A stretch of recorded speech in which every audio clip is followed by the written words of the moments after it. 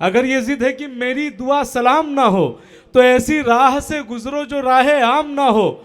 सुना तो है कि मोहब्बत पे लोग मरते हैं, खुदा करे कि मोहब्बत तुम्हारा नाम ना हो, खुदा करे कि मोहब्बत तुम्हारा नाम ना हो। अब मैं चाहता हूं कि हमारे जो अगले कवि हैं दोस्तों, बाराबंकी से आप यहाँ पर आए हैं, बहुत ही कमाल के कवि हैं, बहुत बेहतरीन शायर हैं, बहुत अच्छा लिखते हैं। वीर रस में बहुत सारी कविताएं आपकी लोगों ने सुनी भी होंगी। मैं डॉक्टर ओपी वर्मा ओम जी से मेरी गुजारिश है, निवेदन है कि आप यहाँ पर आएँ, और मैं इन पंक्तियों के साथ आपको बुलाना चाहूँगा कि अभी बंद होती आंखों के कई अरमान बाकी है, मुझे वो क्या खरीदेंगे मेरा ईमान बाकी है। हमारे देश की मिट्टी तुझे हम माँ भी कहते हैं, तेरी भी गोद में अब तक कई शैतान बाकी हैं। वफादारी की इससे और क्या बेहतर मिसालें दे, हमारी टूटती सांसों में हिंदुस्तान बाकी है, हमारी टूटती सांसों में हिंदुस्तान बाकी है। डॉक्टर ओपी वर्मा ओम जी।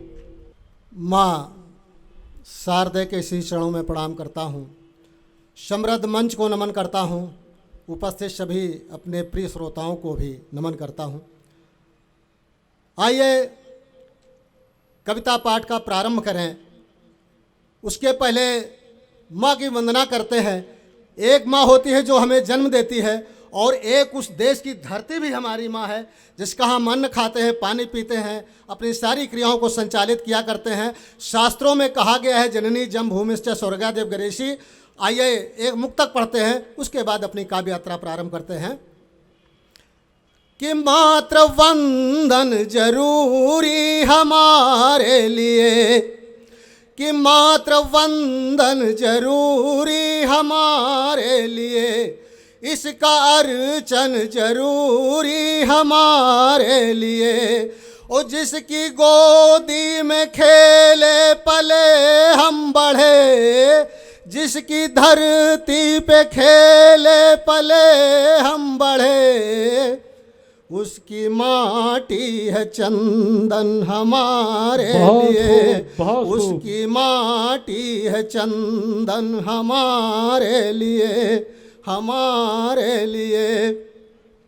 और दोस्तों ये कहना चाहता हूँ कि अभी ये बेटा पढ़ रहा था, कब सम्मेलन ऐसे नहीं सुना जाता है जैसे आप लोग सुन रहे हैं, भले ही कम लोग हों, लेकिन कब सम्मेलन की परंपरा होती है जब एक बार जोरदार तालियां बजा करके अगले कवि को या जो भी पढ़ रहा हो उसको आदेशित करें अपने आशीर्वाद से, तब वो कवि और जोर अपना लगा करके अपने मन की कविता पढ़ता है। जैसे अभी कितने अच्छा सिद्धार्थ पढ़ रहे थे, लेकिन आप लोग इतनी बढ़िया शायरी कर रहे थे, लेकिन आपको हौसला अफजाई करना चाहिए था, तालियां बजाना चाहिए।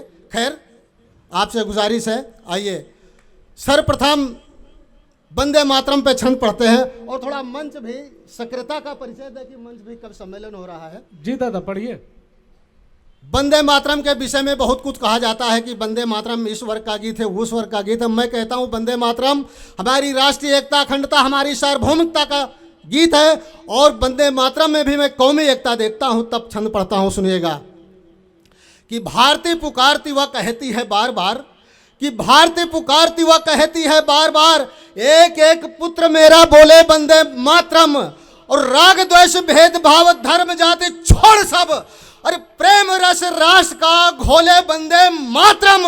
और राम व रहीम जहां बसते हो साथ साथ, अरे वहां की पवन वायु डोले वंदे मातरम। और आंख मूंद देश का जो करते हो अपमान, और उन बंद चछुओं को खोले वंदे क्या मातरम। बात है, बहुत खूब, चछुओं को बहुत खूब, बहुत खूब,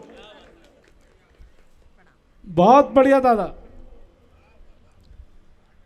आइए एक छंद और सुनिएगा।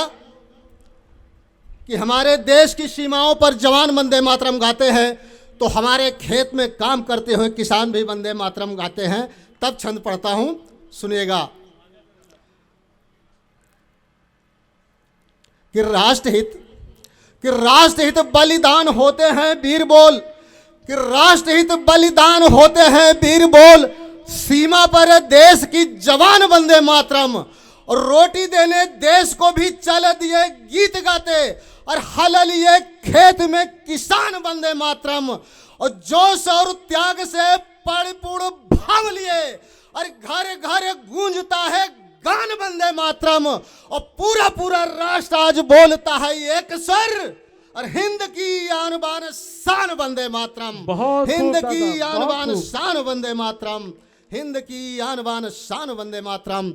और इन दो छंदों के बाद ये समरसता का मंच है। बोल भाई सुनिएगा, जी, कौमी जी। एकता को समर्पित 4 पंक्तियां पढ़ता जी, जी, हूं पढ़िए। और देखिएगा कि आग नफरत की सदा के लिए शांत कर प्रेम रस धार पूरे देश में बहाइए। आग नफरत की सदा के लिए शांत कर प्रेम रस धार पूरे देश में बहाइए, और जाति पात की दीवारें तोड़ ताड़ कर अब एकता का शंखनाद जोर से बजाइए, और वैमनस्यता का भाव दिल से निकाल फेंक, और सच्चा पुत्र भारती का खुद को कहाइए, और चाहे जिस कोने का हो भारतीय बंधु कोई, अपना बना के उसे गले से लगाइए, अपना बना के उसे गले से लगाइए, अपना बना के उसे गले से लगाइए। और मित्रों, बहुत छंदों की वो है, लेकिन अब छंदों को विराम देता हूं और एक रचना आपके बीच में पढ़ता हूं। प्रबुद्ध लोग बैठे हैं, रचना सुनिएगा। एक इतिहास की घटना से आपको जोड़ते हैं, और उस घटना के बारे में सभी लोग जानते हैं, और उसको मैंने कविता में कैसे कहा है बता दूं कि घटना है जलियांवाला बाग, जहां पर एक काले कानून का विरोध करने के लिए तमाम राष्ट्रभक्त एकत्रित हुए थे, स्त्री बूढ़े बच्चे जवान। लेकिन वहां बिना कोई पूर्व सूचना के एक जनरल डायर नाम का अधिकारी था, वो गोलियां चलवा देता है। 1400 लोग वहां शहीद हो जाते हैं, स्त्री बूढ़े बच्चे जवान कितने शहीद है तो लिखित आंकड़ा है, बहुत ज़्यादा वहाँ पे मरे थे। और वहाँ एक युवक देख रहा था, वो 20 साल के बाद अपने भाई बहनों का मौत का बदला दुश्मन के घर में घुसकर लेता है। दादा तब एक रचना उठती है और आपके बीच में पढ़ता हूँ, अंजना जी सुनेगा। जी स्वागत है। कि जलियांवाला बाग की रस से, कि जलियांवाला बाग की रस से माथे तिलक लगाता हूँ, अतिशय पावन परम तीर्थ को अपना शीश झुकाता हूँ, जहाँ शांतिपूर्ण सभा में बैठे वृद्ध युवा नर नारी थे, रौलट गेट के विरोध में आए राष्ट्र के परम पुजारी थे, पर इन सबको ग्रास बनाने पहुंच गया एक हत्यारा था। जनरल डायर नाम था उसका, लंदन का प्यारा था, जनरल डायर नाम था उसका, लंदन का प्यारा था। गोली चलवाकर निर्दोषों को मौत की घाट उतारा था, और मानवता थी सो गई वहां पर, सत्य दंभ से हारा था। हजारों लाशें गिरी वहां पर, धरती भी अकुलाई थी, और सिसक रही थी भारत माता अश्रुधार बह आई थी, सिसक रही थी भारत माता अश्रुधार बह आई थी। जहां दीवाने आजादी के हर हर बम बम बोले थे, और जिनके उच्च बलिदानों से दिगंत सब डोले थे, हर ओर मची थी अफरा तफरी, धरा लहू से लाल हुई, और शहीदों के सोड़ी से सारी बगिया भरकर ताल हुई, शहीदों के सोड़ी से सारी बगिया भरकर ताल हुई। 20 बरस के ऊधम सिंह यह सब रहे थे देख वहां, और निर्लज क्रूरता कर रही थी दानवता का अभिषेक जहां, और प्रतिशोध की ज्वाला धधक उठी मन में लिए अंगारों को, सोचा सबक सिखाना होगा एक दिन इन मक्कारों को, और कसम उठाकर वहीं ऊधम ने अपने मन में ठान लिया, अरे सबक सिखाऊं इन दुष्टों को कर में थाम कमान लिया। इस लक्ष्य को पाने खातिर रहने लगे वह लंदन जाकर, और लक्ष्य पूर्ण करना होगा अब रंग दे बसंती चोला गाकर, रंग दे बसंती चोला, बहुत खूब रंग दे बसंती चोला गाकर। पर इसके पहले ही जनरल डायर गया परलोक सिधार, किंतु ऊधम के मुख्य लक्ष्य की कुंद न हुई जरा भी धार। इस पाश्विक घटना को जिसने अतुचित ठहराया था, और जनरल डायर का क्रूर कृत्य जिसके मन को भाया था, अनुमोदन कर पूर्ण रूप से जिसने खूब सराहा था, और भले ही हर भारतवासी रोया और कराहा था। अब सुनिएगा कि वो कौन था। वो था वह गवर्नर पंजाब प्रांत का, वह गवर्नर पंजाब प्रांत का खल माइकल वो डायर था प्रशासन हाथ में उसके, किंतु निकम्मा और कायर था। इस पूरे घटनाक्रम का वह मुख्य रूप से दोषी था, जिसकी कृपा पाकर ही जनरल डायर हुआ परितोषी था। और अब जो पंक्तियां पढ़ने जा रहा हूं, एक एक हाथ खुलना चाहिए और आपको लगे कि मैंने उस शहीद के चरणों में सच्चे अर्थों में नमन किया है, तो दोनों हाथ उठा करके आशीर्वाद दीजिएगा और पंक्तियां सुनिएगा कि 13 मार्च 1947 को लंदन का वह क्रॉस्टन हॉल और साक्षी बन गया उस बैठक का, घटना घटी जहां विशाल। उसी सभा में माइकल डायर भाषण देकर बैठा था और सत्ता की चकाचौंध से अपनी धुन में ऐठा था। तभी एक पिस्तौल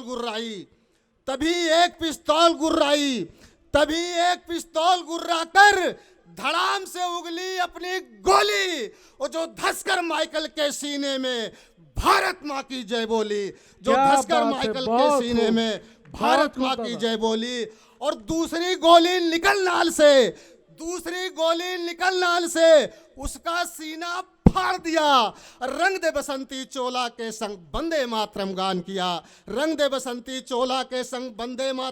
किया और घुसकर दुश्मन के ही घर में जिसने गोली मारी थी, और 67 नंबर उस नरनाहर को मौत भी जिससे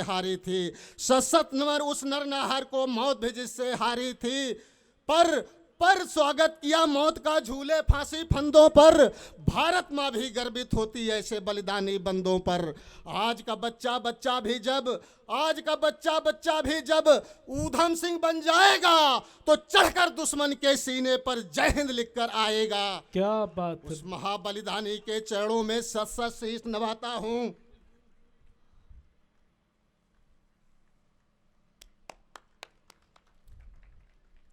उस महाबलिदानी के चरणों में सत शीश नवाता हूँ। जय हो नित भारत माँ की, मैं गीत क्रांत के गाता हूँ। एक बार जयकारा लगा दीजिए। भारत माता की वंदे। बहुत बहुत धन्यवाद। जय भारत, जय हिंद।